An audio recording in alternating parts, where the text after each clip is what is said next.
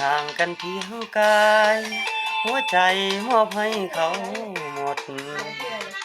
ไอ้ต้องขอโทษจากด้วยความจำใจ ห่างกันแล้วนะโอ้ขวัญตาเจ้าอย่าอะไรไอ้ขอห่างไกลเฮ็ดงานเฮ็ดการพอจนหวังเก็บเงินทองมาขอน้องแต่งสินสอดก็แพงแก้มแดงอย่าเฝ้าเปลี่ยนใจปีนี้ไอ้ขอให้รอไปก่อน3 วัย2 ปี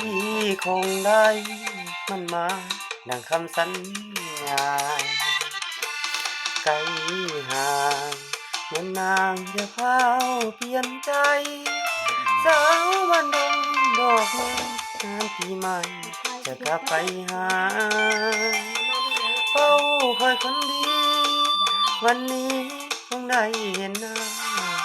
งานบุญปีใหม่แล้วนะขวัญตาเจ้าอยู่หนใดดึกดื่น